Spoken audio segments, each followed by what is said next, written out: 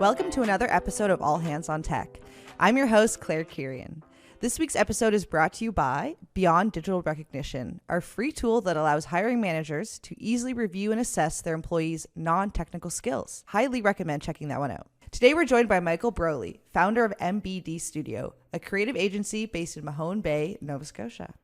MBD Studio specializes in web development, branding and marketing, and helping businesses turn ideas into clean, high-impact digital experiences.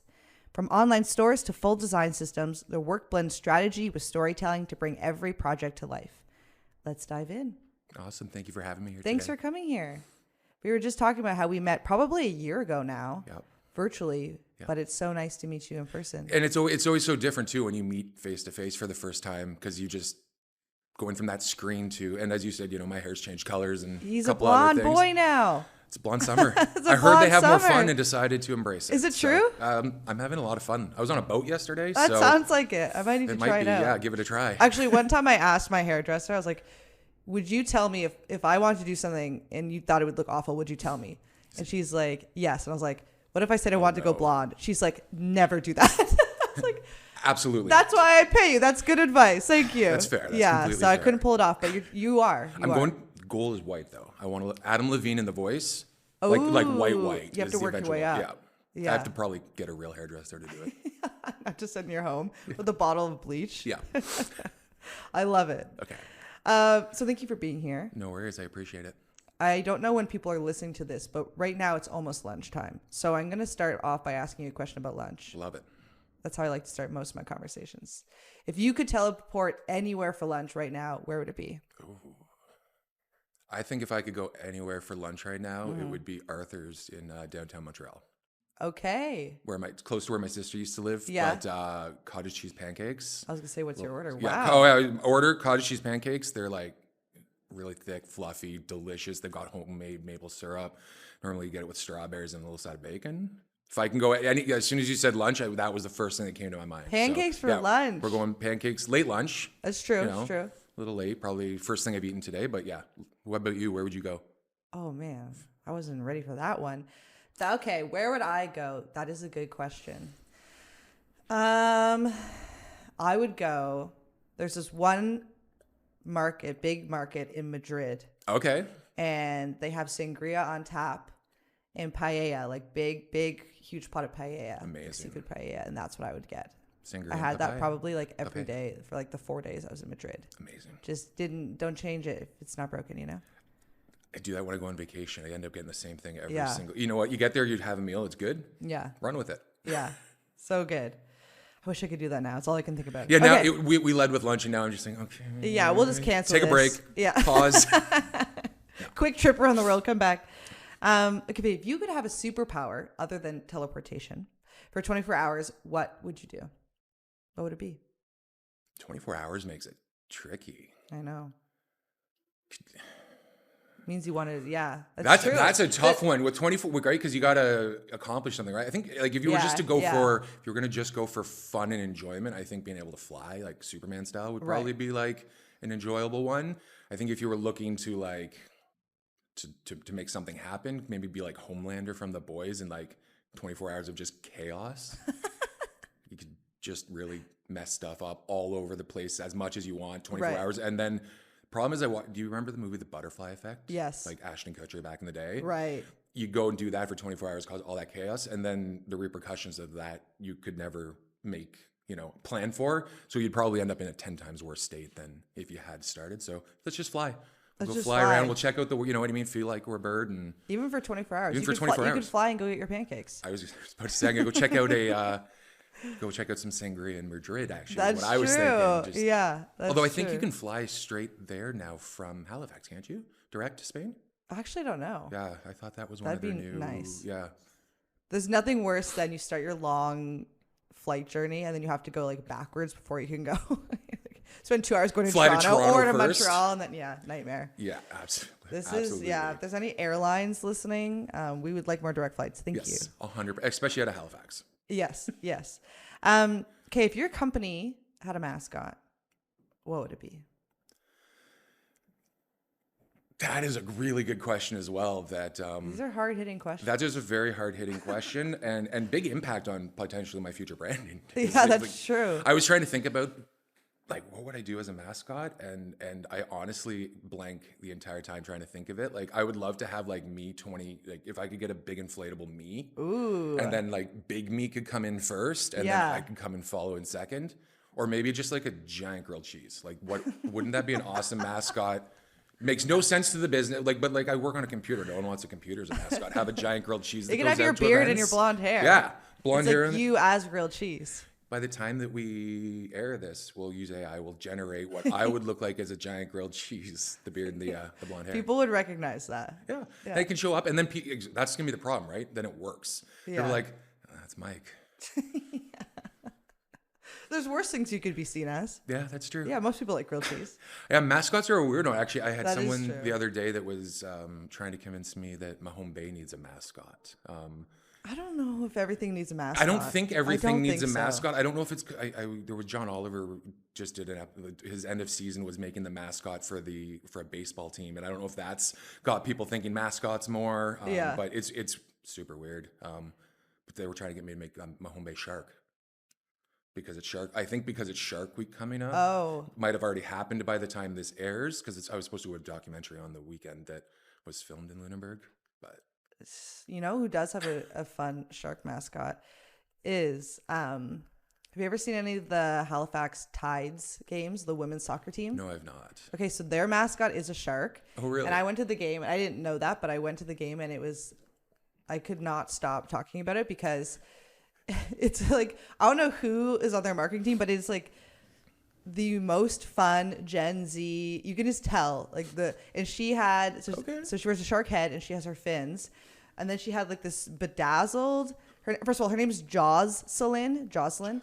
And she has this bedazzled denim jacket. She had these like disco pants on and baby pink cowgirl boots.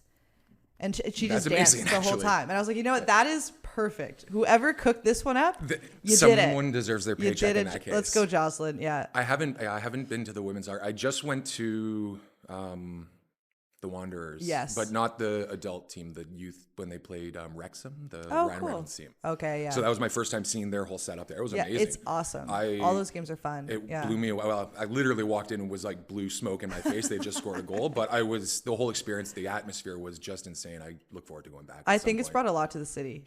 It's huge. Yeah. Shout out to the Wanderers and the Tides. Super fun. So I think maybe Jocelyn could just visit during Shark Week. That's even better. You know, it just sounds easier. We can tie it in. Yeah, that ties in perfectly with the soccer club we already got going there. There you go. Okay, so you made the trip from Mahone Bay this morning. Thank you for doing that. Of course. And that's where you founded MBD.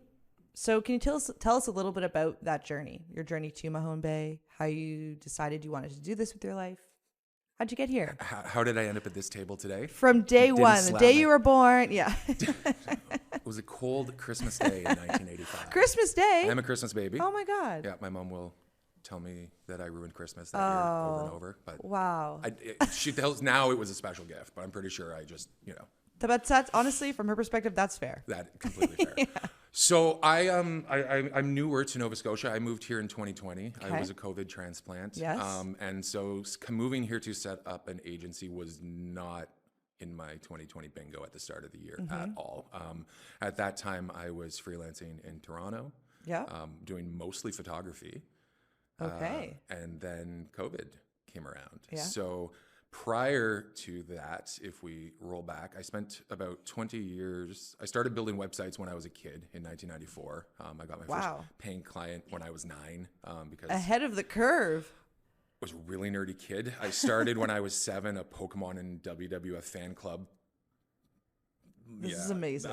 I was involved back then. You could do there was lots of IRC chats, but there was actually WWF role playing. So you would go onto message boards and make call outs and stuff. And then on Sundays there would be it was back then the moderators and the people who owned the forums would actually on Sunday night live put out all the anyways. Not going to go too far into that. But I was a techie nerdy Gotcha. kid in the 90s and. that led to me liking making websites. When I was 9, I ended up doing one for my dad's business, which was outdoor ball hockey. Cool. And ended up working with them for almost 20 years after that, till I was in my late 20s. So I went to university. During that time, I still worked with them. I did all of their websites, their marketing for major tournaments. I went and did photography. In the summers, I actually worked at the club shop and did scheduling and refereed games and time kept people didn't show up. Did that for about 20 years. And when that came to an end in 2012, and I decided I didn't want to work with the family anymore and move on, I decided to open up an agency. And I realized that I did not know how to run an agency. That's fair. I had a lot of technical skills and I had a lot of skills. And so I didn't know how to put those together and actually present them to someone and take someone through a journey where I ultimately got a client out of it. So in talking to someone I knew at the time, he owned a Xerox agency, Dave Shaw, shout out, posted the most graphic photo. Apparently I'm thinking it was fireworks on the long weekend, but his whole leg looked like it was kind of gone. Like a so firework? Shout out Dave. But Dave told me at the time, if you want to learn how to sell, the best thing you could do is come work for my Xerox agency. Selling photocopiers, door to door, 100% commission. So I did that for 2 years. Wow. Was pretty good at it. Yeah. It taught me how to sell. It taught me how to survive, how to go door to door and walk in and talk to anyone and make something of that, which was a skill that I did not know. It was something that I didn't know you actually had to learn before. It was just something I thought you just kind of got it. Had it. Yeah. And then after all of the teaching and the different, it was something that I didn't really realize you had to learn. So they would put us through all of these intensive trainings. I remember doing, I was in their Top Gun program for top reps, and they brought in a magician. And so we actually had someone who was teaching us all the stuff that he was teaching us was in how you watch for eyes or how you misdirect people or how if you were how you position paper, and it was all just so fascinating to learn the mental side of how to sell to someone. And then it almost broke me. So after 2 years of that, which was awesome learning, I went and worked for Salesforce. Cool. Wow. I really, really wanted to work for them. They were my dream job. That's not easy to get a job at Salesforce. It was not easy. Yeah. Luckily Xerox was a feeder to them. They wanted the photocopier reps, and they had a reputation for being good at sales. Right. If you ever meet anyone it's really fun now because I randomly meet people that have worked at Xerox, and it's always just you just instantly have this bond because there's nothing worse than trying to sell a photocopier to someone. There is nothing anyone cares less about than their office photocopier. And for us, we had to pretend like it was the most important thing in the entire world. Yeah. So anyways, went to Salesforce, spent just under 2 years there. And what I learned there was that I don't like working in corporations. Gotcha. Okay. It's good to know. You know what? It's a good thing, I think, to learn about yourself. I was very good at the job. I wasn't good at the understanding the corporate hierarchy or requirements, I guess would be. I always think back. There was one time where they wanted us to do a presentation to our directors, but it was a presentation on something they basically gave us and said, we want you to go present this. And I walked in and said, basically, I don't want to do this, and I want to go back to the phones. Yeah. And then I proceeded to get seriously reprimanded and then had to present it to a bigger group because of that. So I learned that I like to do the job. Yeah. I don't like to do the job. So that was a really important thing that I learned at Salesforce. So after that, I did photography for 2015, 16, 17, 18, 19. And then sometime around 2019, an old buddy from the photocopier world contacted me, and he was working for a different competitor and they asked me to come and do a special project for them, basically clean up all their small accounts. So COVID then happened while I'm doing this special project, and because I sometimes don't understand the requirements of a job, I had contacted all of my small business accounts who had all told me they were shut down as the government has required them to shut down. Boss said, why aren't you calling anyone? I said, well, I've already talked to everyone and they're shut down. And then I got laid off on Friday.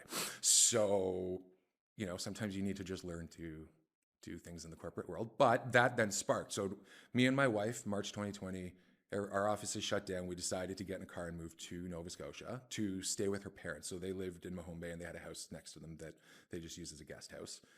We were like, why don't we go there and get a week out of it? We can drive there, spend a week, or what if we could spend 2 weeks? Imagine 2 weeks. Like we drove out. The borders are shutting down as we get there. We almost didn't get through Quebec. Right. Still laughing like, oh, we're gonna get there and get called back to work like immediately. I know this was such a waste of our time. Anyways, 1 week turned into 3 weeks, turned into 2 months. I got laid off. She got laid off. We went, what do we want to do with our lives? We really realized we liked rural Nova Scotia compared to, I was downtown Toronto. I don't think I mentioned that. Yeah. Like right heart of the downtown, like a block from Yonge Street, the Eaton Center. Okay. Wow. Yeah. So very pivot to where we went to. Right. But we decided we loved it there. And in deciding we wanted to stay there, we flew back, sold most of our belongings and moved back here. And at that point went, what are we doing with our lives? So I decided, let's take everything that I had learned, having lost all my photography clients to COVID because I was doing events and everything live shut down. I said, well, what skills do I have internally? Why don't I try and start an agency again? And so I was very lucky. Around that time, there was an RFP for the Mahone Bay Chamber. And that was, I didn't know anyone at the time, but I ended up winning that, I think by undercutting myself, which whatever. Won that project, which got me known in the community really quickly, which got me involved with the chamber, which then led to me, I'm now their chair, and it started my agency, met a lot of businesses, which then led to last year I finally got my office space. So I moved out of my upstairs back bedroom into an actual proper studio. And then since then, that seemed to be the catalyst that really has made everything sort of take off, because as I look back on that, so to answer your original question of how did I end up here today, COVID happened, I rethought my life, and then finally decided I had the skill set together that I could make a run at making an agency. And now 5 years later of doing the work, it's actually paying off, and I hope to keep doing it. I'm turning 40 in a couple of months, and I'm hoping to do this for the next, decade or two. That's awesome. So, yeah. Do you think you would be here with your business if you had stayed in Toronto? Do you think Mahone Bay, that smaller community, really played a role in? I don't know if I would have ended up here if it wasn't for COVID. Yeah. If that hadn't happened and our offices hadn't shut down and we had come out and visited her parents a few times at Christmas. So we always laughed and said, like, long term, it would be nice to end up here. But long term being retirement. Right. I don't think we would have ended up here at all if it wasn't for that, hey, let's get away for a week or two. Yeah. And then that, get away for that week or two, and then that, world events. And then, we wouldn't have ended up here, I don't think, otherwise. That's super interesting how that happens. Yeah.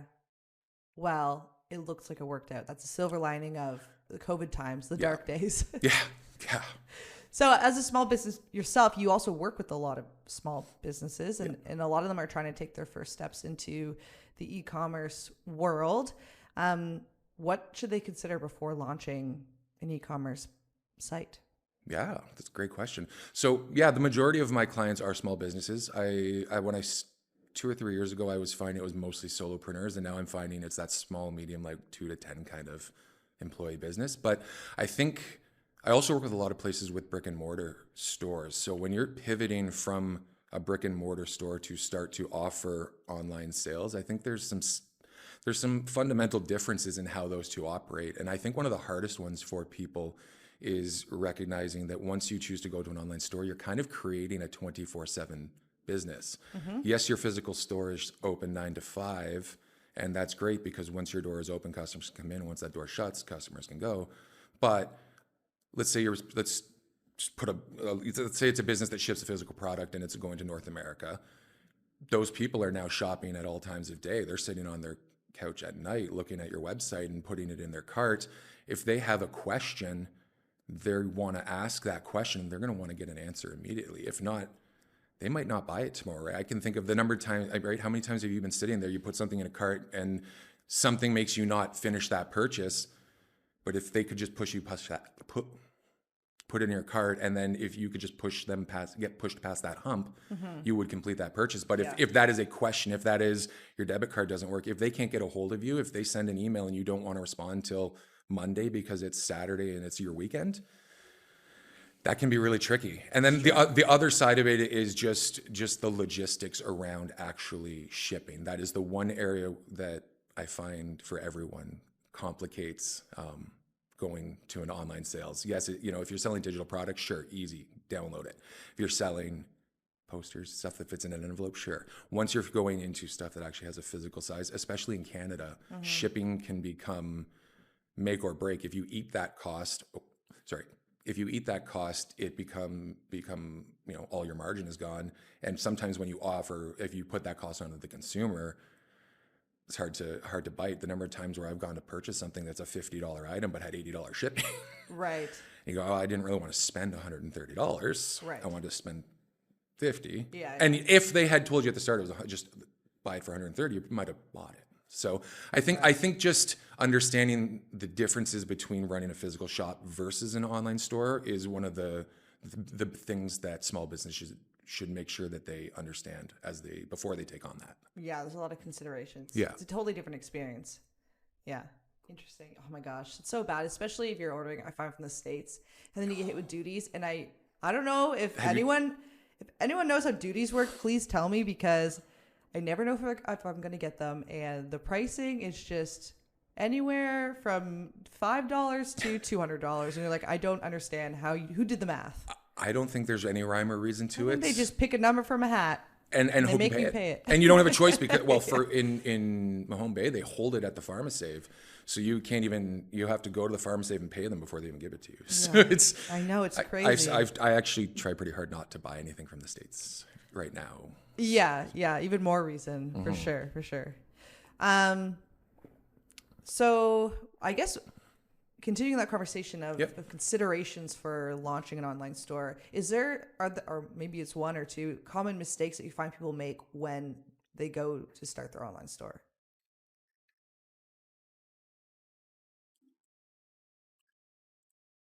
This is the best part about it being not live. Yeah, I know. And I was like, I can actually think that through because no, that's a great question. I think that when people are choosing to start an online store, there's two areas that come to mind that they should really consider. One of them is working with an expert. Expert can be lots of different layers. It doesn't have to be me. It could be, there are bigger agencies and smaller agencies, but working with someone who understands that, how to set up a store, how to set up a Stripe account, if you're a larger merchant, what is a payment processor? So the number of times where I've worked with someone who spent 6 months trying to do it themselves and then come to me and we've got it going, over the next month or two, and they've gone, I never would have gotten to that point. Right. It's tough because, you don't want to, if you don't already have the revenue stream, you don't necessarily want to jump to spending money. 100%. But I think if you're going to do an online store, getting somebody who can help you get to a revenue point. I recently launched a store for a clothing line in Ontario, and I kept saying to him, I said, you got to get to a revenue. If you're worried about spending money on marketing, but you don't want to put your website live when you already have products sitting in a warehouse, sell that product.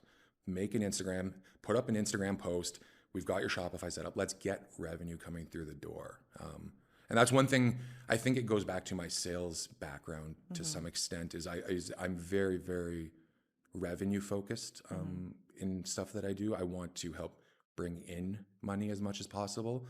But to some extent that might be because that helps justify me as well. Right. But there's, what was the other side? Yeah, I think that was it actually. I lost. Yeah, no, that ultimately is just making sure you working with someone who can help you. Right. And then if not, knowing when to go and, you know what I mean? There are lots of tools nowadays that make it a lot easier. If you are someone who is technically savvy, you know how to set up your phone and how to set up things, and you like to tinker, watch some YouTube videos and make a run at it, but know when the time is that you're just treading water and someone could give you that life raft. When to bring it professionally. Yeah. I think that, sometimes you have to spend money to make money. But it's important to do things right. If you're going to put a bunch of money down and try something new, it always feels a little bit better to have someone who knows what they're doing on your side. Totally. Or even sometimes they just tell you, you don't want to or don't do that. Yeah. Someone that helps. Yeah. I had someone call me the other day and they're like, I've got a great idea and I want to do this. And I was like, let me send you a couple of videos on why you don't want to do that. Yeah. Yeah. So a lot of what you do is focusing on helping brands have a polished and professional look across their websites, their social media, signage, etc. So can you walk us through a project where you built something that really worked well and really helped scale the business? Actually, that's one of the most fun things is when you get to take something and bring it to life and not just see it, you know what I mean? Sometimes you get to just put a website up and it's cool to see there, but when you actually get to see it across email or marketing campaigns done on a billboard or on the side of a car or those larger scale projects, it's a lot of fun. Mm-hmm.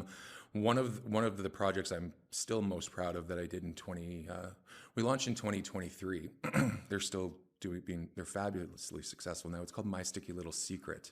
Okay, that's and fun. It's a great name. I was so excited when they told me that. And they make women's hair care products for wig wearers. Nice.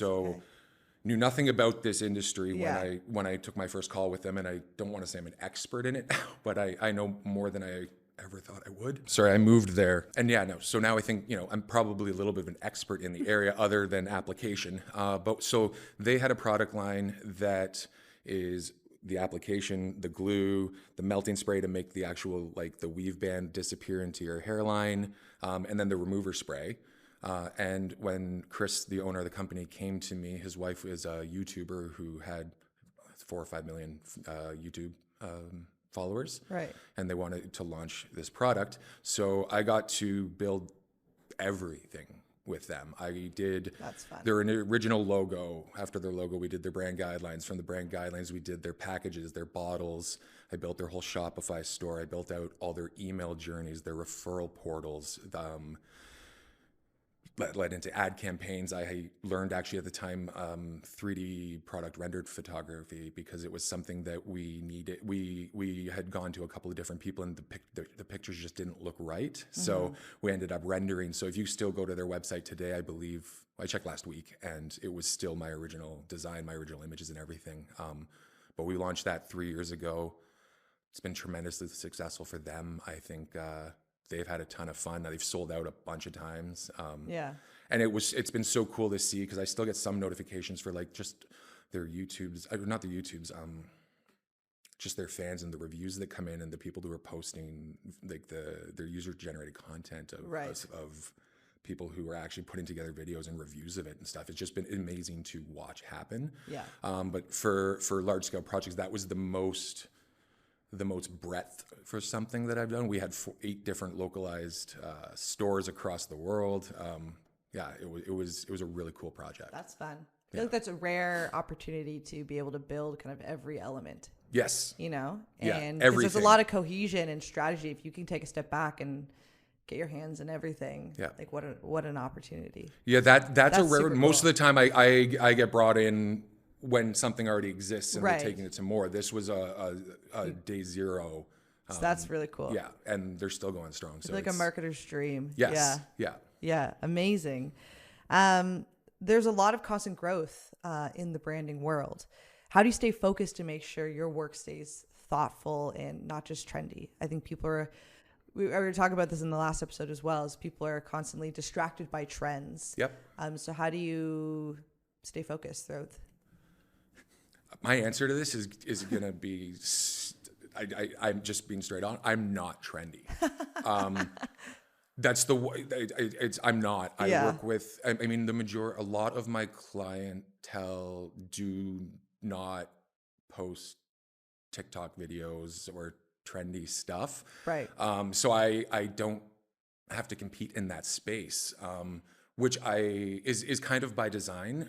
I think that type of social media and that type of marketing moves so fast and is so hit or miss, and I'm just really happy I don't have to play in that space, to be honest with you. I love the work that I do, but I don't have to do TikTok-y. So my goal of I don't. Sorry, I have a drink of water. I lost myself there. No, just not trendy. Wow. Like, it's really funny. Like, I'm not someone who, I've never been someone who keeps up with the trends and what's, I observe everything that's going on, and I want to pay attention to it, because you need to be able to pull in piece from everything. But in a lot of cases, there's just those fundamentals of what makes a good website. I don't want to break the mold and start doing something trendy, or when some of the services start to launch, there's some of the ones now are letting you mess around with how your menu layout, or like those fundamental building blocks of how a website should function. Right. Yes, it looks cool and trendy, but as soon as you do something that's outside of how people think it should function, you run the risk of alienating a user. Right. And a lot of working in rural Nova Scotia adds another layer of that. If you're working in downtown Toronto and you're working with a new hot brand that is trying to make waves, having trendy TikToks and doing, like, keep it on top of that, a little more important. In some of my cases, there is just a fundamental need to get information to people. And things like, hey, maybe we should increase the font size 2 sizes. Always ends up happening at the very end, because it's just slightly different markets. And I think sometimes when I lose track of my thoughts, my brain is saying, well, it's different in Nova Scotia than it is in Ontario, and it's different in Halifax than it is in Mahone Bay. Yeah. So, I mean, that's a great point. And I think in a world where there's so many distractions, it might sometimes be helpful not to be overly consumed by those trends. Yeah. That's great. And going back to the wig client. Yes. I was just, while you were talking there, I was just thinking, like, how was it hard for you to work with that client not knowing anything about their project? Like, when you get a client, you know nothing about their product or their industry or how it works, do you find it harder to partner with them, or how do you get past that? I really don't find it difficult to jump into. I think that's one of my most obscure, niche clients. But what I'm doing is the same for all of them. So I have time at the start where I get to learn their business. I will, in introductory calls, ask a lot of questions, depending on the size.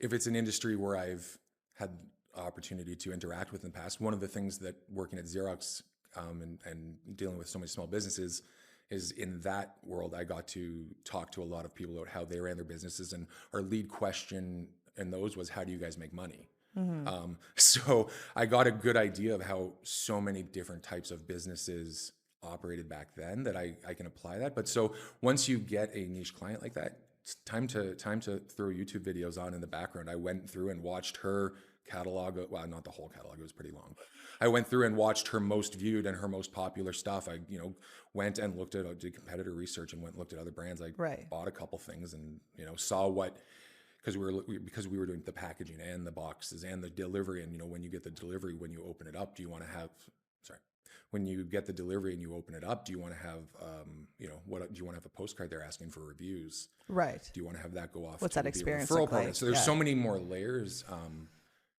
to that. So during the build out of all that, it gives you a lot of time to learn the industry, and if not, just ask. I think that's, people love talking about themselves a lot. So if you just at the start say, tell me about your business, how do you make your money? Mm-hmm. What are you, what is, and then genuine curiosity, as you say, I want to know more about the wig braids. Yeah. Same thing. Okay, well, no. Okay, but like, how does that work? Why do you do this? Like, what's this needed for? Right. Because it was a whole new world for me, but repetition, and you catch on as you do more research, and that's part of the fun, I think, is learning new industries and learning new, I want to say skills, but that's not really learning new skill. Learning new things that are out there. How to apply a wig is a skill.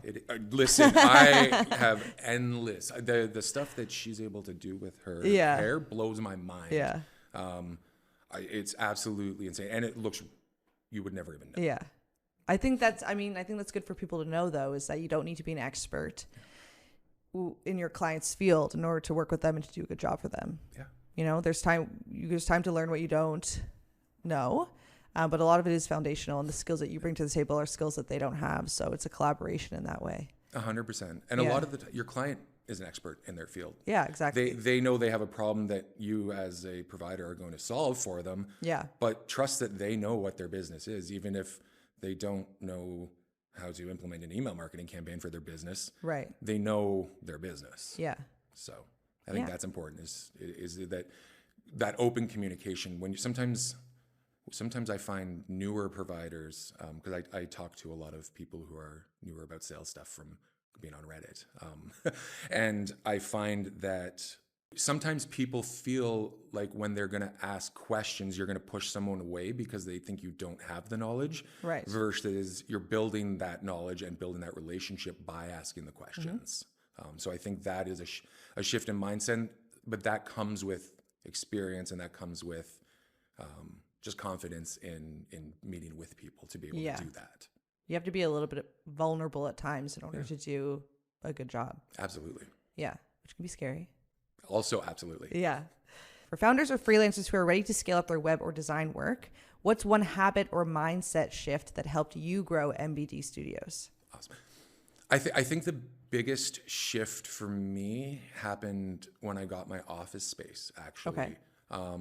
And I'm not saying go get office space because that can be prohibitively expensive. What that let me build into my life that I didn't have before was treating it like a business. I see.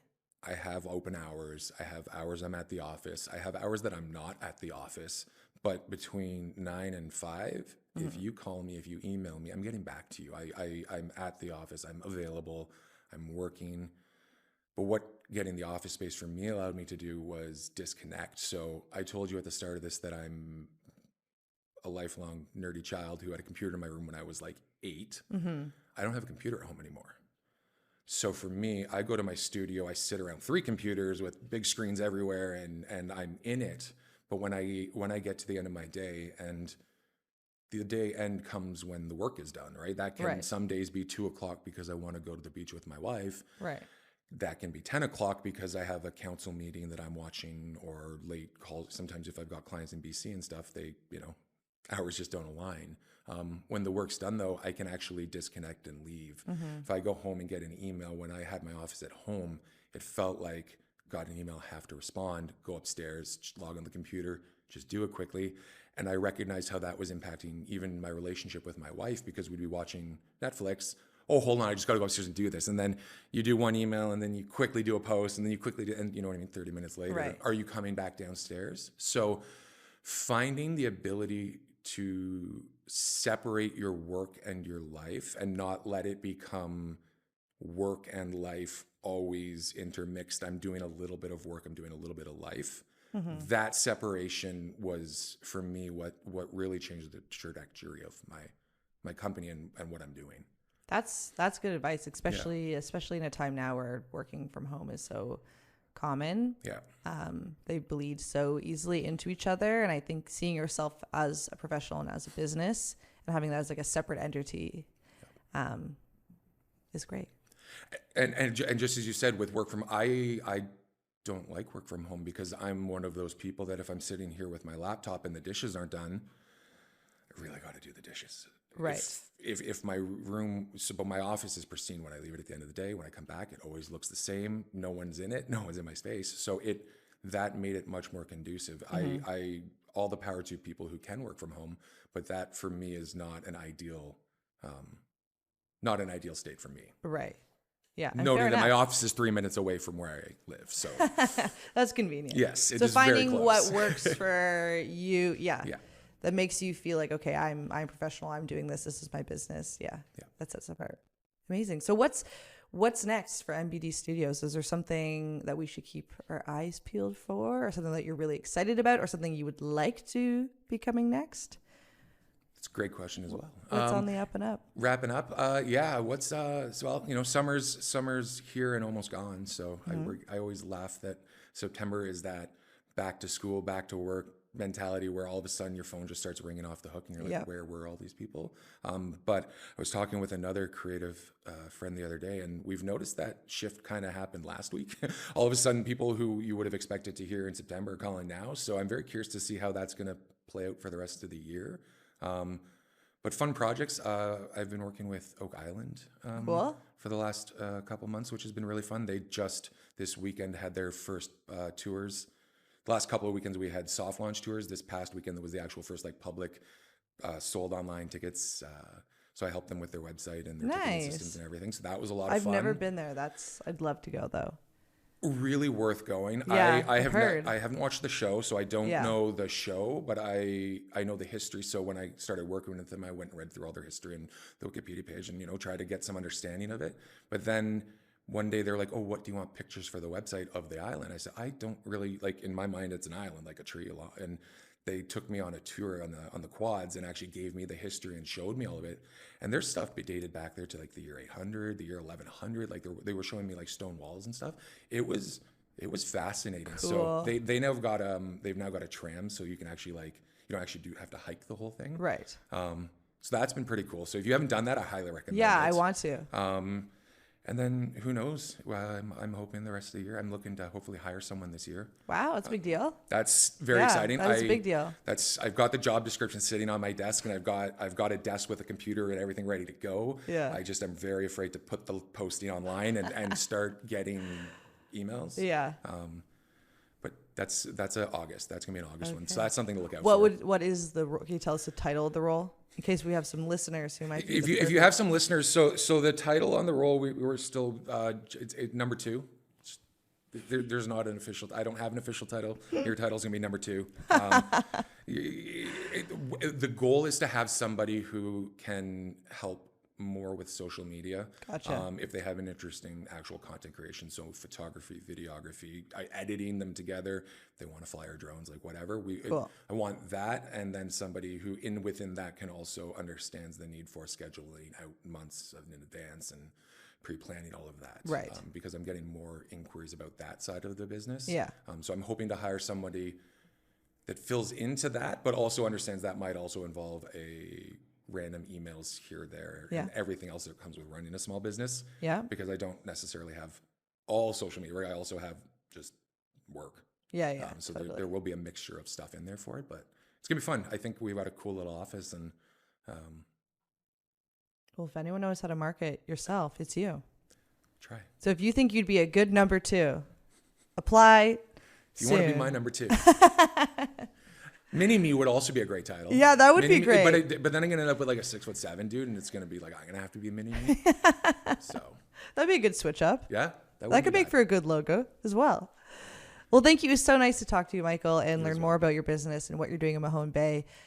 Love to see innovation and small businesses thrive all across the province. So absolutely appreciate it, and thank you for having me here today. It was a great time chatting with you. Awesome.